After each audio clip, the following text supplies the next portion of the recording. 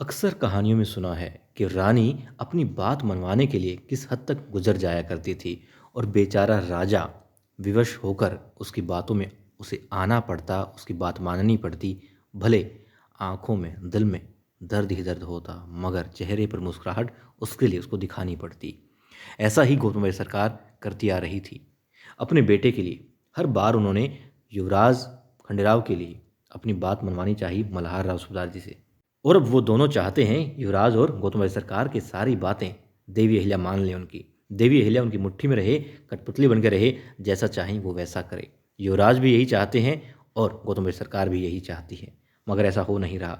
देवी अहिल्या मल्हार राव सुबेदार जी की तरह कर्तव्यनिष्ठ हैं और प्रजाहित ही चाहती हैं, बस उसी के बारे में सोचती हैं, वैसा ही करती हैं।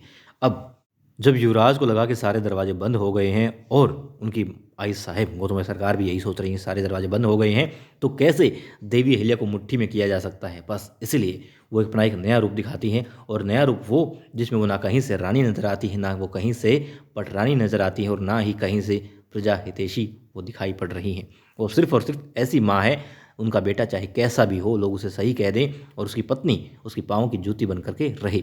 यही बात चाहती है गौतम सरकार, और इसीलिए उन्होंने नया आडंबर किया है। अपने पूरी जो रानी वाली वेशभूषा से त्याग दी है, गुस्से में है, बाल बिखरे हुए हैं, लिबास सारा कि अस्त व्यस्त है, और जो भी उनका गहने होंगे, श्रृंगार होंगे, और पता नहीं क्या क्या चीज़ें वो सारी आग में स्वाहा कर रही हैं, जला रही हैं। कहती हैं किसी चीज़ की आवश्यकता नहीं है। देवी अहिल्या रो रही हैं, बहुत रोती हैं, कहती हैं मुझे माफ़ कर दीजिए, मुझसे बहुत बड़ी गलती हो गई है, मुझे माफ़ कर दीजिए। लेकिन इतना मैं आपको विश्वास दिलाती हूँ कि मेरे लिए यानी देवी अहिल्या के लिए युवराज खंडेराव से बढ़कर कुछ भी नहीं है, कोई दूसरी चीज़ नहीं है, कोई दूसरी सत्ता नहीं है, कुछ भी नहीं है। यहाँ तक कि सांस भी लेती हूँ तो देवी अहिल्या किसके लिए लेती हैं? युवराज के लिए लेती हैं।